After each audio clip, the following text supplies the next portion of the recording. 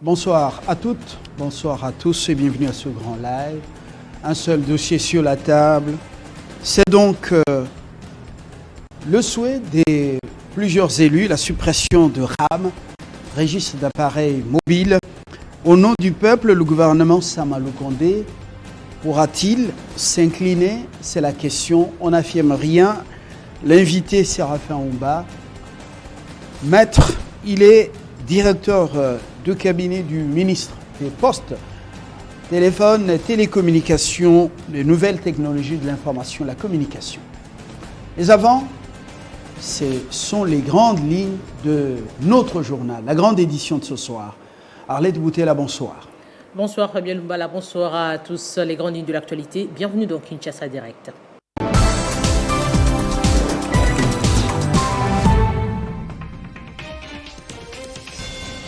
Un rapport de Nations Unies fustige l'instrumentalisation de la justice et une tendance de manipulation des textes en RDC en vue de mettre de côté certains potentiels adversaires politiques. Le cas d'Augustin Matata Ponyo et de Moïse Katumbi ont été personnellement cités. Alors que le flou persiste sur les prochains dirigeants de la CENI, le nonce apostolique a rencontré ce mercredi le président de l'Assemblée nationale, Christophe Mbosso. Les deux personnalités se sont mis d'accord pour le caractère inclusif des élections.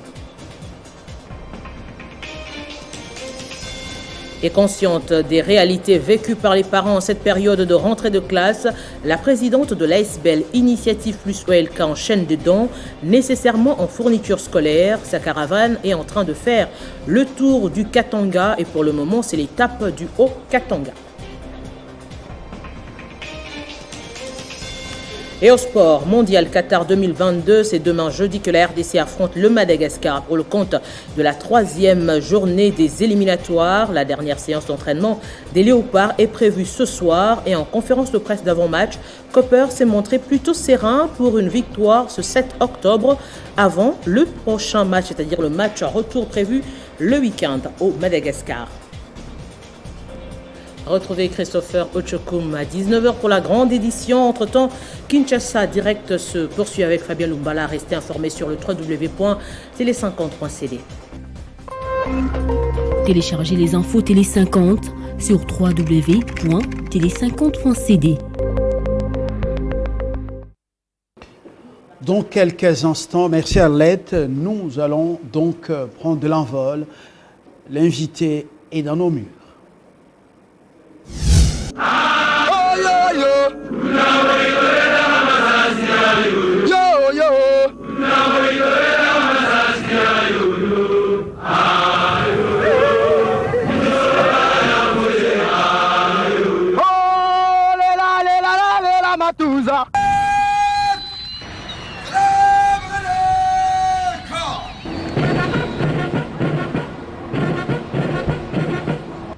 Quant à tous ceux qui semblent se préoccuper à longueur de journée de mon avenir politique, je tiens à dire, tout en les en remerciant, que la République démocratique du Congo est une démocratie constitutionnelle et que toutes les questions pertinentes relatives au sort des institutions et de leurs animateurs sont réglées de manière satisfaisante par la Constitution. Monsieur le Président, serez-vous candidat à la présidentielle du 23 décembre 2018 ? Est-ce qu'on a une copie de la Constitution du pays ici? Donc vous ne serez pas candidat ? On va vous remettre la Constitution de la République.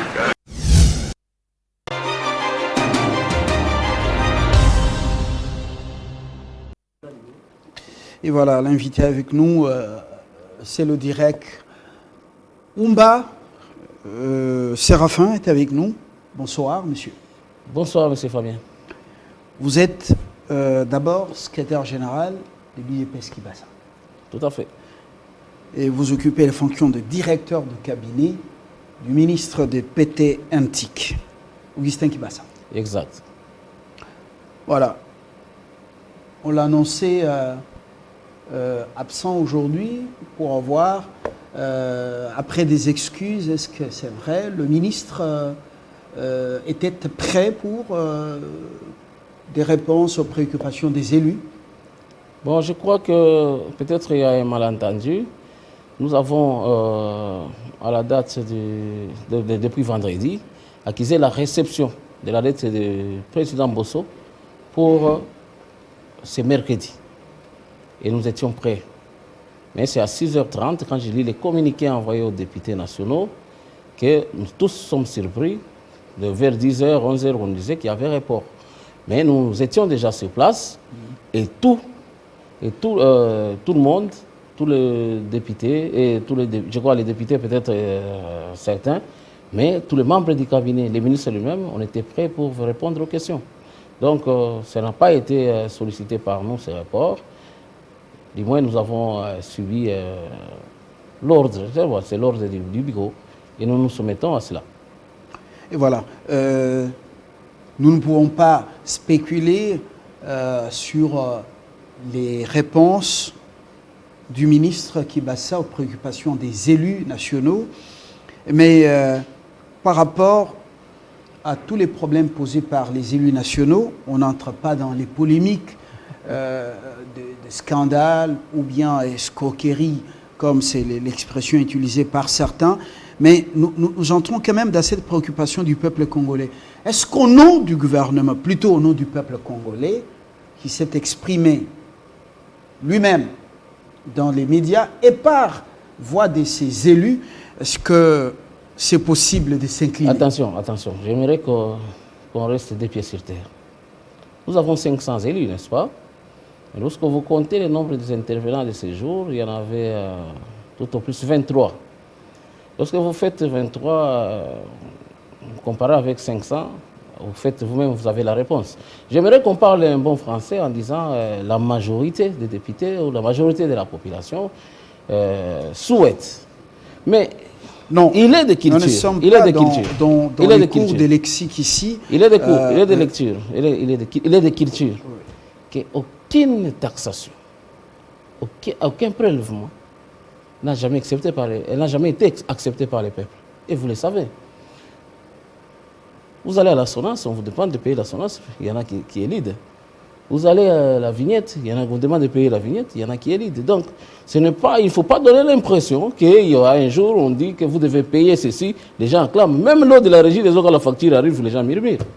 La facture de la SNEL arrive, les gens murmurent. Mais c'est peut-être au fur et à mesure qu'on accepte. Voilà. Mais souvenez-vous, pensez un instant que le jour où on a instauré le paiement de l'eau à la régie des eaux, je crois qu'il y avait un tollé plus que celui-ci. Alors, le paiement de l'eau ou de la facture de la SNEL, justement, est-ce que ça n'a pas une base juridique? Est-ce que le prélèvement ou le paiement appelé RAM, est-ce que ça a un sous-bassement juridique? Mais bon, je crois qu'on a évolué sur la question. Bon, parce que c'est un journaliste qui pose la question, je crois que certains autres Congolais ne se sont pas nourris de la question. Il y a un sous-bassement juridique. Le sous-bassement juridique qui émane du Parlement. Qui émane du Parlement du fait de la loi qui crée l'ARPTC. La loi sur les télécoms qui crée l'ARPTC.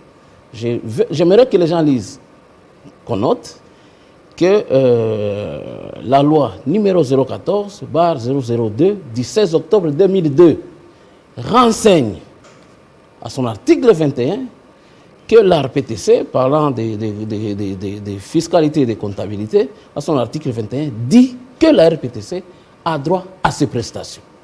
Quand il fournit des prestations, il a droit à quelque chose. Comme la SNEL, comme la Régie des eaux, comme Sokoda, n'est-ce pas?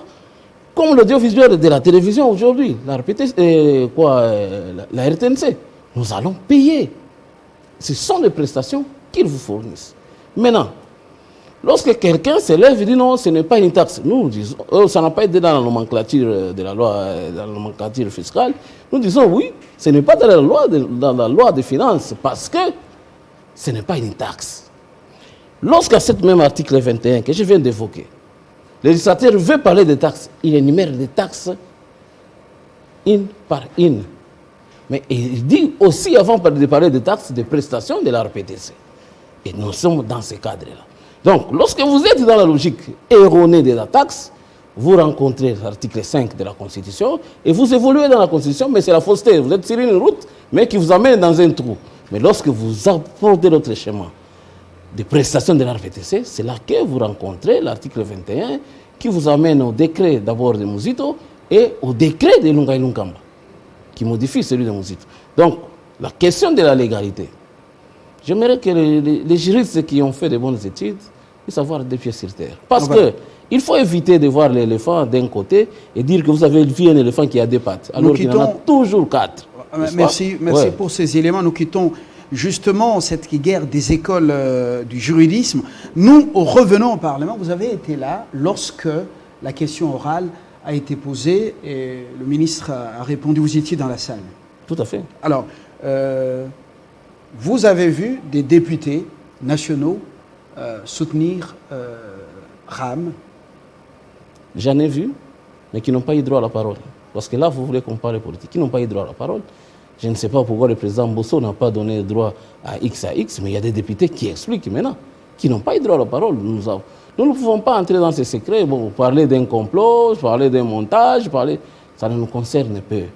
Dès lors qu'il y a ce débat des droits, qui est correct et cohérent, ça nous suffit. Et reste là, oui, le député est dans son rôle. Le député est en face de son électorat, il est en face de plusieurs facteurs. Il parle, il est libre de parler. Mais mettre tout ça sur la tête d'un ministre, c'est là que la méchanceté commence. Parce que lorsqu'on parle d'un décret, ça signifie que c'est une décision gouvernementale. Les ministres appliquent, j'ai les décrets, je prends plus que les décrets d'abord de Muzito, qui est signé par Muzito et Coagialo Alphonse. La dernière phrase, c'est l'article 2 qui dit « Le ministre des Postes et des Télécommunications est chargé de l'exécution du présent décret ». Ça, c'est Muzito qui parle, n'est-ce pas? On n'a pas beaucoup de temps. Et l'arrêté de Ilunga Ilunkamba, qui modifie celui de Muzito, termine par la même phrase, l'arrêté du ministre ayant la poste, c'est l'article 2 toujours, et des télécommunications nouvelles technologies, dans ses attributions, fixe les modalités de l'exécution du présent décret. Dès lors, je crois que c'est la solidarité gouvernementale qui pêche. Mais quand la solidarité gouvernementale qui pêche, on se pose la question, on pose la question au Parlement. Mais ce gouvernement émane du Parlement, n'est-ce pas? Donc, il y a un problème. Il y a un problème de majorité. Est-ce que la majorité soutient son gouvernement? Parce que c'est son gouvernement. Il en reste encore une autre question. Là, vous êtes dans un aspect purement politique. Là, non, c'est politique. Vous voyez que la majorité elle-même, c'est politique et juridique. Elle-même, on dirait que non, c'est politique. Elle est incolore pour ce dossier. Non, je n'en disconviens pas. Je n'en disconviens pas. Vous savez, lorsqu'on investit, on investit Sama comme Premier ministre. Mais le dossier RAM était sur la table. N'est-ce pas? Donc on a investi avec ce projet RAM. Voilà. Alors, si on évolue plus loin, j'aimerais qu'on évolue plus loin. Parce que c'est une question de gouvernement. Si le Parlement n'en veut pas, il faut que le gouvernement dise oui, dise IO, on n'en veut pas. Mais si le gouvernement persiste, vous savez ce qui va en découdre? Ça signifie qu'il y a conflit entre le gouvernement et le Parlement. Il faut qu'on dise les choses. Alors, avant d'arriver à ce que vous appelez conflit entre gouvernement et Parlement... Non, je ne dis pas qu'avant d'arriver. Oui. C'est ça la réalité. Justement. Okay. Est-ce que la question a été évoquée au Conseil des ministres, la toute dernière réunion du Conseil des ministres? Je vous ai parlé ici qu'il y a un problème de solidarité. En profondeur, de manière apprivoisée. Je viens de vous dire qu'il y a un problème de solidarité réelle dans les gouvernements. Je crois qu'ils ont voulu laisser le Parlement vider la question et s'en approprier. Parce qu'à tous les moins, les ministres auraient fini la question, répondre à la question et revenir avec la question au gouvernement. Parce qu'ils ne reviennent pas au ministre d'annuler un décret. Ils ne reviennent pas au ministre d'annuler un décret. Le parallélisme des fonds et des formes exige, enseigne. Et voilà, vous êtes un gouvernement d'union nationale, ce gouvernement dont le visionnaire, en fait, qui met en musique ou metteur en scène de la vision du chef de l'État, Félix Tshisekedi, le peuple d'abord, c'est le slogan. Mais le peuple, vous avez suivi, il y a des cris qui viennent de tous les coins du pays. Non, écoutez. Pour décrier RAM. Est-ce que je peux terminer? Oui, je vous ai déjà compris. Je vais où vous allez. Vous avez suffisamment de temps. Est-ce que on ne peut pas écouter le peuple? Pourquoi le gouvernement ne peut pas écouter le peuple? Écoutez. Et vous écoutez votre femme pour qu'elle aille pleurer à la maternité. Vous l'écoutez? Non, comparaison n'est pas raison. Oui, je vous dis, vous écoutez votre épouse, oui, elle pleurera toujours pour avoir un premier enfant et vous en donnera un deuxième, n'est-ce pas? Et alors, vous voulez que le gouvernement se mette à écouter alors qu'il y a un bien du peuple à côté? Et nous sommes dans l'ère du numérique. C'est l'ère du numérique. Vous voulez qu'on reste dans le noir numérique, le Congo, parce que le peuple... Écoutez, ce gouvernement a eu la sagesse d'appeler ce ministère-là nouvelle technologie. On l'aurait appelé technologie. On parlerait de poli, de poids et de stock. Quand on ajoute nouvelles, ces nouvelles, les matières qui sont là, sont nouvelles pour nous tous. Et le gouvernement sait. Voilà. Écoutez, monsieur, vous avez un téléphone aujourd'hui qui vous donne et l'image, et les sons, et les photos, et la filature, parce que vous pouvez même filmer quelqu'un qui ne vous a pas demandé. Vous pensez que nous sommes au 18e, au 13e siècle, au 18e siècle, où on avait à peine l'appareil photo? Et nous devons rester et envier les Rwandais quand on distribue les médicaments par drone au Rwanda. Vous acclamez au Rwanda les produits Covid est en train d'être distribués par drone. Et l'État connaît. Et l'État a ses responsabilités. C'est à l'État d'imprégner sa politique pour que les peuples d'abord se retrouvent. Notre peuple, nous ne le voulons pas minable. Nous ne le voulons pas archaïque. Mais c'est ce que je fais. C'est ce que je fais avec toi. Vous ne nous avez pas donné l'État. Vous, les journalistes, je ne sais pas dans quel monde certains journalistes sont, à discuter de $1 et de $7. Alors qu'il y a des choses sérieuses qu'il faut faire, des choses sérieuses qu'il faut rattraper. Je vais revenir à une chose. Nous sommes membres d'une corporation. Vous parlez de $7, $1. Non, quel est le pouvoir d'achat du peuple congolais? Eh oui. Sachez de la ménagère. Tu as acheté tes masques pendant combien de temps? Et les masques, tu l'as acheté combien de jours? C'est moi qui vous pose des questions. Oui, c'est toi qui poses des questions, je te réponds. Oui. J'ai acheté des masques, chaque jour, des cache-nez me coûtaient $500. On me disait d'en avoir 3. Et le peuple a résisté par rapport à ces fléaux, il a payé, il a survécu. Donc, il ne faut pas me parler d'1 l'an, vous pensez qu'on a tué quelqu'un, ou de $7 l'an. Monsieur, vous avez un téléphone de $1000, on vous demande de donner à la République $7, vous estimez qu'on a incité les ancêtres. C'est Raphaël. Non, attends, parce que sur cette question, il faut que vous retrouviez la quintessence. C'est mieux de pleurer pour $1. Pour la maman qui a un téléphone d'1 $, qui donne des 10 ou des $30, qui donne $1 à la République, c'est mieux de pleurer pour celle-là. Mais il faut pleurer aussi pour la maman qui n'a pas la possibilité d'avoir un téléphone parce que les réseaux ne passent pas chez elle. Vous pensez à la maman qui est à Boudjala, à la maman qui est à Kabondo, ou à la maman qui est à Mangui chez moi, où le téléphone ne passe pas? Parce que s'il y avait les réseaux, elle aurait aussi droit à un téléphone. Mais les réseaux ici, parce que les gens font un calcul biaisé, ils vous disent non, 80 millions d'habitants. 80 millions d'habitants, oui, mais le téléphone n'est pas entre les mains de 80 millions d'habitants. C'est entre 38 millions d'habitants. On l'a dit au Parlement. 38 millions d'habitants. Mais les 60 quelques autres, vous en faites quoi? Est-ce que notre solidarité, la péréquation de solidarité, tu ne peux pas donner $7 pour qu'on construise les réseaux pour les autres qui sont branchés? Vous avez dit la construction des infrastructures, justement, les chiffres, les statistiques qui ont été avancées par le ministre devant les élus du peuple ont dit, j'ai eu des experts ici qui sont succédés, ils disent que ça doit avoisiner, ça doit aller au-delà de $100 000 américains. Est-ce que vous êtes conscient de ça et que les calculs n'ont pas été corrects? Ça aurait avoisiné. Si tout le monde se mettait à la disposition de son téléphone et de ses unités, ça aurait avoisiné. Aujourd'hui, je vous dis que les télécoms ne facilitent pas la tâche. Parce que nous avons découvert aujourd'hui que le nombre des abonnés, certains ne sont pas attachés au réseau. Parce qu'ils ne sont pas attachés au réseau, ça fait que ce que nous percevons, c'est peu.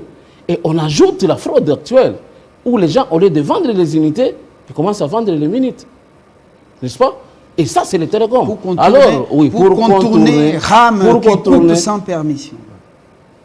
Donc vous, quand vous payez vignette, c'est avec permission. Quand vous devez payer le parking, c'est avec permission. Il ne faut pas rester dans une société archaïque. Combien de téléphones contrefaits avez-vous répertoriés? Combien de téléphones volés, répertoriés et sont rentrés, justement, ont été remis à leur propriétaire? C'est effectivement ça le problème. Nous parlons de plusieurs choses à la fois. On parle de 7 $, on parle de 1 $, on parle du nombre de téléphones volés, on parle du nombre de téléphones contrefaits. Contrefaits, Les téléphones avec une incidence sur la santé de la population. Écoutez, oui. Les contrefaits sont autant nombreux qui avoisinent des millions de téléphones. Quand on va vous parler des méfaits des téléphones contrefaits, je crois que vous allez vous mettre à pleurer. Je ne reviens pas. Mais les téléphones bloqués, c'est une solidarité à nous tous.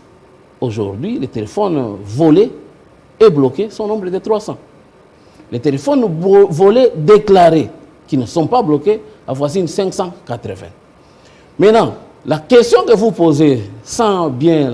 Bon, je vous comprends, vous n'êtes pas du domaine, mais moi, quand je parle de nouvelles technologies, je n'étais pas du domaine, parce que je fais des recherches. Les téléphones à récupérer, nous n'avons qu'à faire avec les téléphones à récupérer. Nous avons souci que tout le monde sache, avec son adresse email, quand on vole ton téléphone, vous déclarez votre adresse email à votre société qui vous prend en charge, on bloque ce téléphone. Voilà ce qui se passe. Quand quelqu'un a volé votre téléphone et il me l'a vendu, je peux l'utiliser 1 jour ou 3 jours. Pendant que vous déclarez votre adresse email, on le bloque. Les retours, c'est quoi? Je peux revenir chez vous, monsieur, le téléphone que vous m'avez vendu ne fonctionne pas. En ce moment-là, on commence à dénicher les voleurs. On rentre dans les standards normaux des sociétés où tout le monde sait qu'en France, il n'y a pas de téléphone. En France, il n'y a pas de téléphone. Ça, c'est la théorie. Qu'est-ce que non, vous ce n'est avez pas la déjà théorie. fait depuis que Je te parle de 800, je te parle de 300, prélevé. je te parle de 300 téléphones. Vous ajoutez encore une autre question. Il faut permettre à ce que l'auditoire puisse nous comprendre. Il ne faut pas nous embrouiller. Nous avons parlé de 300 téléphones bloqués. Les gens qui ont eu l'amabilité d'amener leur adresse email, quand ils ont perdu les téléphones ont été bloqués. Maintenant, l'autre téléphone déclaré qui ne sont pas bloqués, soit certaines personnes se sont découragées de faire la procédure, soit d'autres n'ont pas d'adresse email. Quand tu n'as pas d'adresse email, je ne sais pas si vous connaissez même comment on retrouve l'adresse email sur votre téléphone. Si vous n'avez pas l'adresse email, on ne vous aidera pas. Maintenant, au-delà de ça, retrouver un téléphone, c'est un processus. Retrouver un téléphone volé, c'est un processus. Mais je vous dis, lorsqu'on met l'intelligence dans cet appareil, les téléphones volés ou pas volés, téléphones même fermés, avec l'adresse email, on les géolocalise à 50 cm. Ça commence à avoir une question sécuritaire, n'est-ce pas? Nous sommes toujours contents d'avoir que non, il y a quelqu'un qui est venu, il a fait Charlie Hebdo, il a tiré les gens, il est parti, on te dit non, il est sur Beautour, maintenant il est sur 24, on est en train de le poursuivre. Vous pensez qu'on le poursuit avec la SIM? Ce n'est pas avec la SIM, c'est avec l'adresse email que les Congolais doivent s'apprendre à s'approprier. Voilà. Et l'adresse email. Je reviens justement. Ce que vous dites est important. Permettez que je vous pose des questions. Non, parce qu'il ne faudrait pas... C'est moi qui vous invite et je vous pose des questions par rapport aux préoccupations des téléspectateurs et du peuple congolais. Vous, c'est bien expliqué ce que vous venez de dire.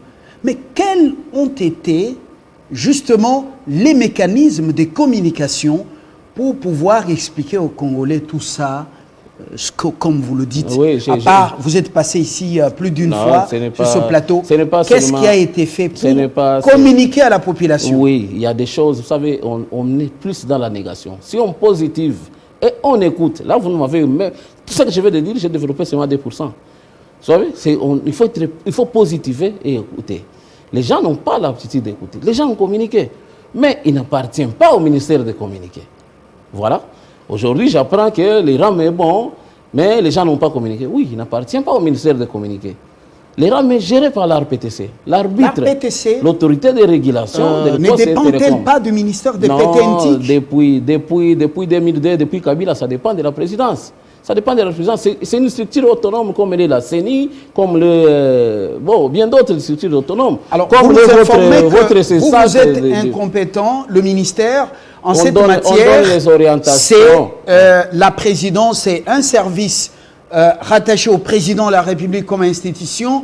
Et en cette matière, vous n'êtes pas vraiment l'institution. En quelle matière? En matière de communication. C'est-à-dire... oui, parce que vous venez de poser la question la gestion de... Vous venez de parler de la question de communication. On reste ici la question de communication. Je vous ai dit, la communication pouvait être faite par la RPTC. Regardez, nous avons des cas. Lorsque les DGDA lancent un produit, ce n'est pas le ministère des Finances qui l'explique. Lorsque la DGI lance un produit, ce n'est pas le ministère des Finances qui l'explique. Lorsque la CENI lance un produit, ce n'est pas le ministère de l'Intérieur qui l'explique. Parce qu'on considère qu'ils sont autonomes et financièrement, autonome aussi sur le plan juridique. Donc, c'est cet aspect de choses que je voulais dire. Mais rattaché à la présidence, je ne vous dis pas qu'il vogue aussi à volo. Lorsqu'il y a des audits, on va trouver ce qu'il y a dedans, on prendra des mesures qui s'imposent. Mais ça l'armait communément et tout le monde crie. Oui, mais non, l'État ne peut pas suivre parce que les gens ont crié. Mais l'État connaît les bien fondés de la démarche. Je viens de vous parler, ce n'est qu'un aspect. Je ne peux pas entrer dans la sécurité de guerre et autres. Comment les téléphones, qui est un simple outil, dit bien pour toi, pour moi et pour toi, ça devient un outil du mal. Et il faut le contrôler. Mais ce mécanisme de contrôle, les gens le savent.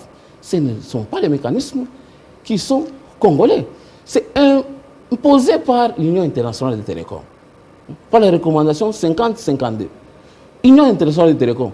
Comme dans le monde du football, c'est la FIFA qui impose les rythmes. Votre FECOPA ne fait que suivre.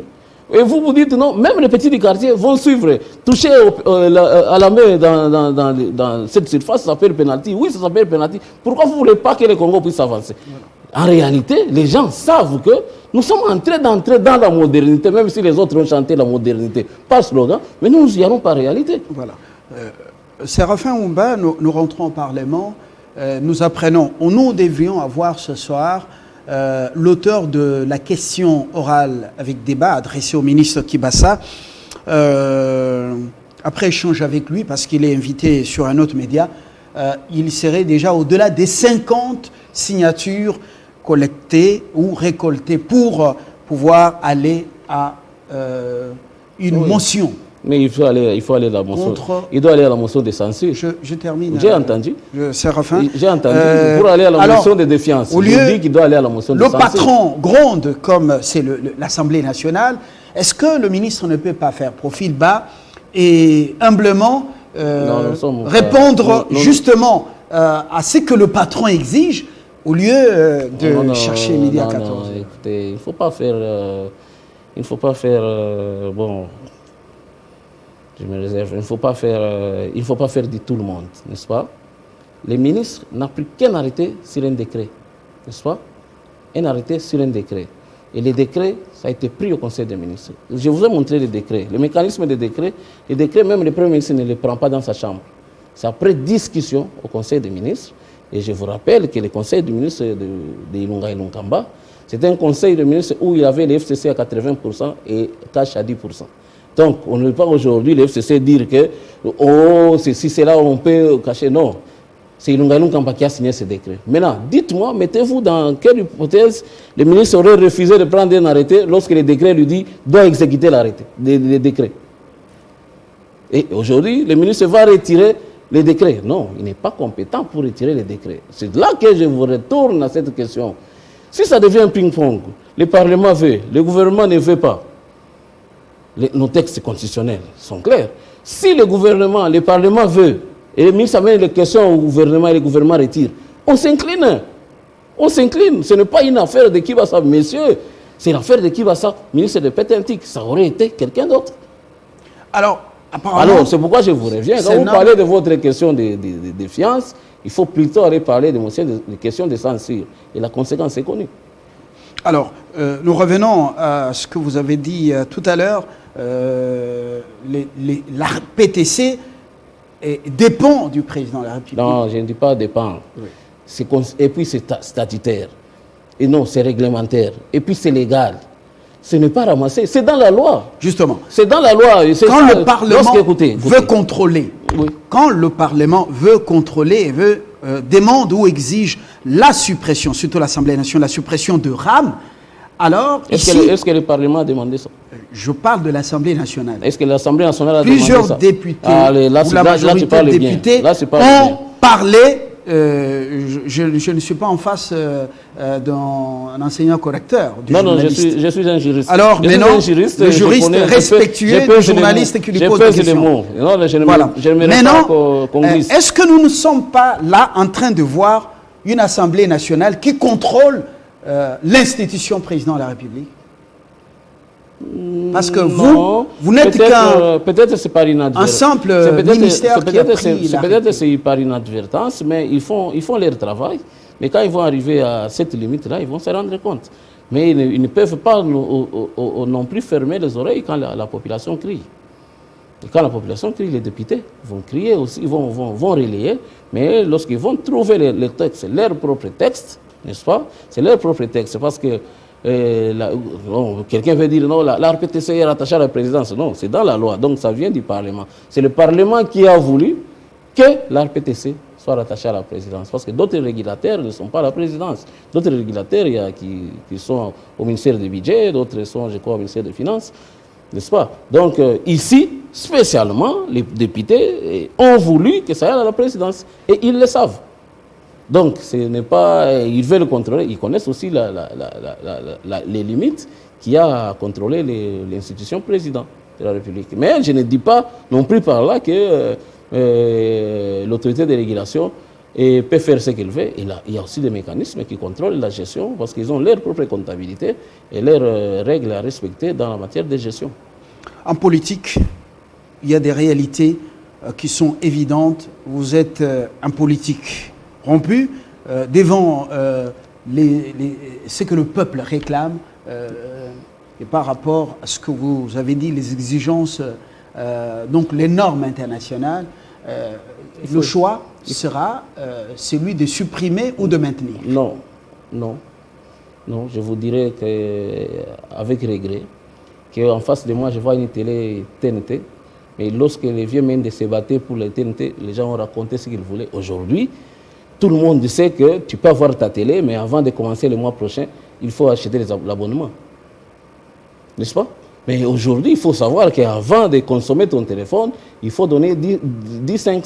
Quand tu as DG, il faut, les mois, je dis bien les mois, quand tu as ton téléphone, avant de le consommer les mois qui suivent, avec 3G ou 4G, il faut donner 70 cents à la République. Ce sont les règles. Il faut faire avec. Parce que nous sommes dans un monde, nous ne sommes pas dans un vase clos, nous sommes dans un monde qui communique. Le monde est devenu un village. Comment vous allez couper les ponts alors que les voisins d'à côté sont déjà dans ces systèmes? Et je vous informe, le mécanisme de paiement du Congo est le moins cher que ce qu'applique la Zambie, la Tunisie et tous les pays environnants. Donc, les moins chers ailleurs, c'est $10 l'an, sans faire la différence. Sans faire la différence entre les téléphones 2G et 7G et 3G et 4. Chez eux, c'est $10. Que vous ayez le tout petit là de la maman que tout le monde aime aujourd'hui. Oui, on vous dit, tu as acheté le téléphone pour ta mère, donne $10 le mois et l'année pour que la maman puisse communiquer. Donc, il ne faudrait pas. Je crois qu'on a un problème de civisme fiscal. Nous n'aimons pas donner à l'État quelque chose, alors que nous demandons trop à l'État. Il faut donner à l'État quelque chose. Et les gens savent et ils le disent. Le monde de demain, c'est le monde numérique. Si nous ne voulons pas emboîter, nous serons les derniers. Regarde comment Covid nous a traumatisés ici. On a inventé les histoires, les cours à distance. On a inventé. Nous avons tâtonné. Mais monter seulement au nord. Que l'Algérie, Maroc, Tunisie, les enfants ont étudié normalement. Et là, c'est là que revient cette notion de dire nous participons, n'est-ce pas? Nous accompagnons la gratuité, nous accompagnons dans la qualité, parce que la gratuité ne peut pas être une gratuité avec 1000 élèves, alors que les enfants ne peuvent même pas suivre les cours par l'Internet, et ainsi de suite. Donc, il faut comprendre que le monde évolue, il faut qu'on mette nos enfants dans un même diapason pour bien fonctionner. Alors, le FCC exige d'abord la suppression des RAM. Le FCC, c'est qui? Je peux terminer? Oui, je pose la question pour que je te comprenne. Le Front commun du Congo, le Front commun pour le Congo FCC, exige également non seulement la suppression du RAM, mais aussi le remboursement de l'argent qui a été déjà perçu. Et la démission du ministre parce que... ils sont dans les rôles. Ils sont dans les rôles. Est-ce que vous pouvez vous imaginer aujourd'hui qu'on peut parler avec les FCC la question financière?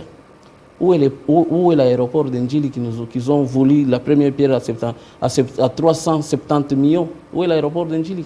La fibre optique qu'ils ont pris la dette que nous devons payer à 600 quelques millions de dollars. La fibre optique que King a placée ici, qui fait des misères à SPT. Est-ce qu'on peut parler vraiment d'FCC dans ces débats ici? Non, on ne parle pas d'FCC. Ils ont un problème de positionnement, je ne peux pas entrer là-bas, et rien ne sera fait dans ce sens-là. Ils cherchent le populisme. Ils n'ont pas de la place. Ils font des choses des chauves-souris politiques. Parce qu'à l'opposition, il y a Fayoulou, ici il y a INC, et il y a Union Sacrée. Ils sont quelque part, ils cherchent un positionnement. On ne peut pas entrer dans ces débats.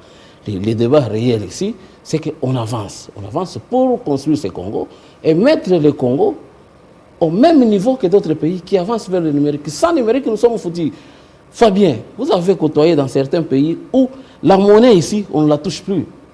C'est partout, les gens ont des cartes. Mais si nous implémentons ce système, mais vous ne le ferez qu'à Kinshasa. Et en Bandaka, vous le ferez comment? À Ingende, vous le ferez comment? À Lissala, vous le ferez comment? Parce que, laissez-moi vous informer, qu'aujourd'hui, avec l'évolution de la fibre optique qui amène l'Internet, pour qu'on couvre la partie nord de l'RDC, il faut compter au moins 100 ans. Les opérateurs n'iront pas là-bas. C'est trop coûteux, c'est ça, je pense. Mais avec le Wi-Fi à Internet, que nous générons nous-mêmes Congolais, parce qu'il faudrait que les gens comprennent que ce qu'on fait, c'est ton argent, c'est l'argent de la maman, c'est l'argent de tel.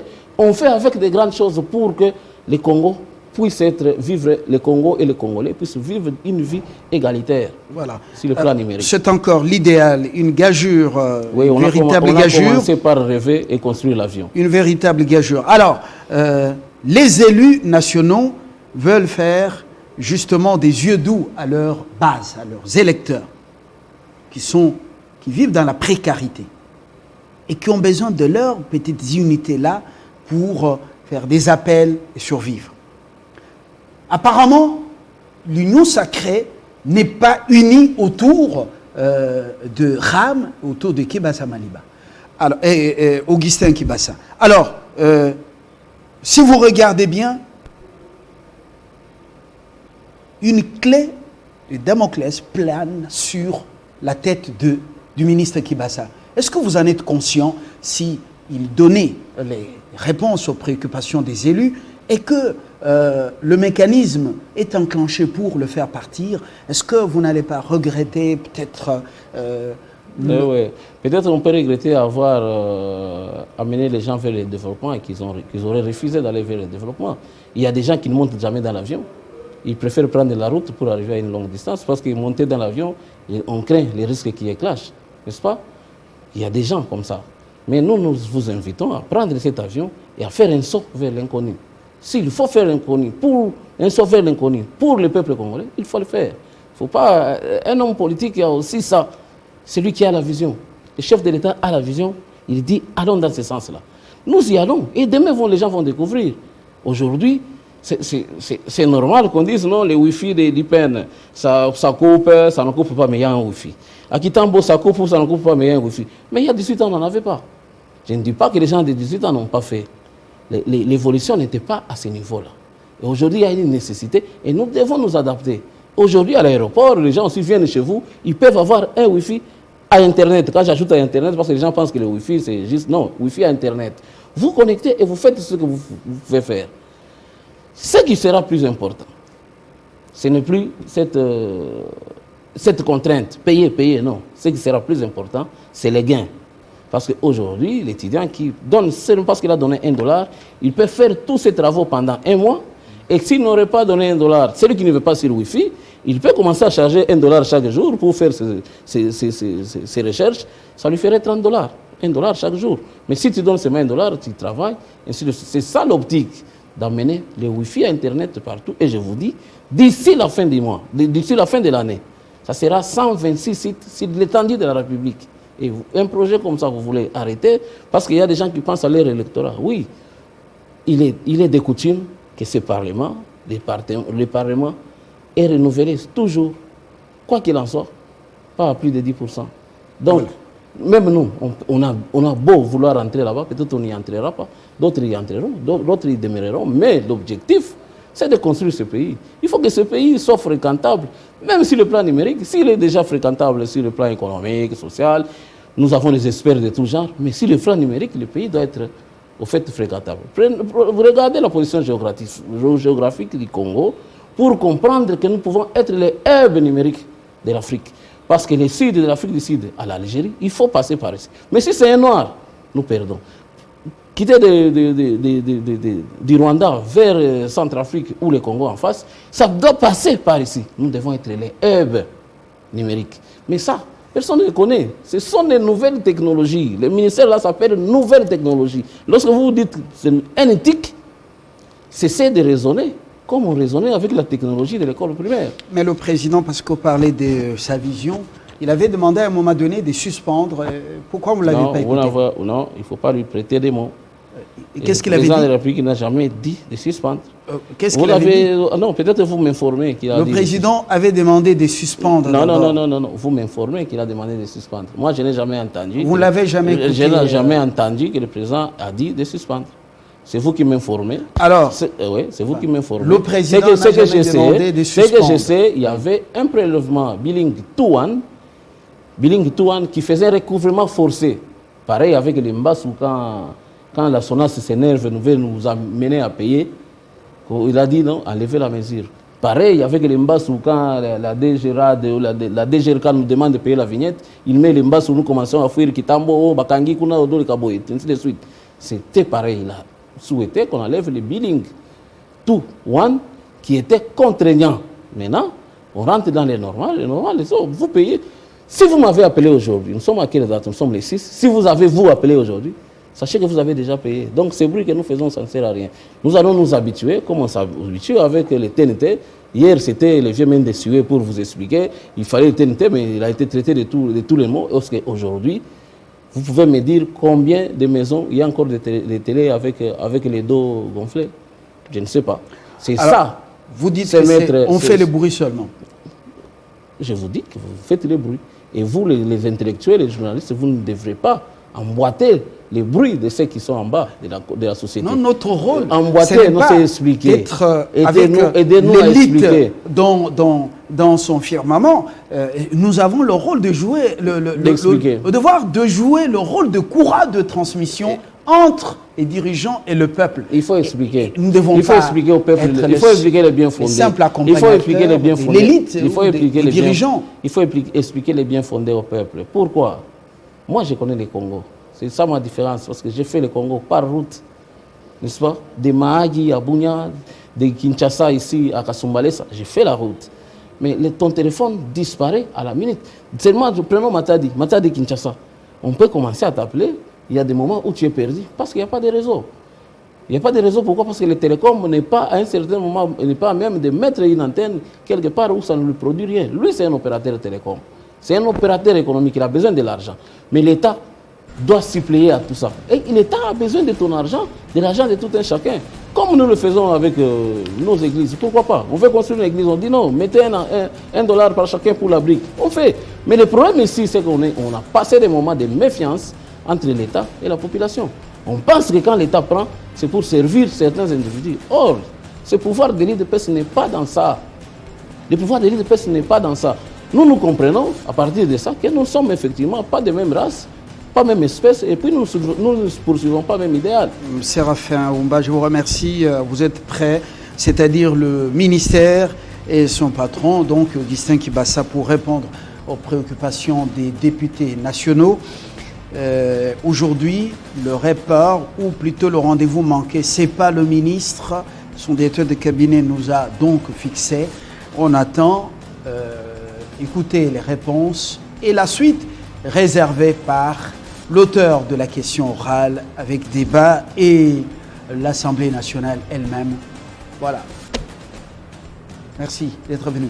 Je vous remercie, monsieur le journaliste. À très bientôt, mais le journal, c'est dans quelques minutes sur votre chaîne. Très bonne soirée à toutes et à tous.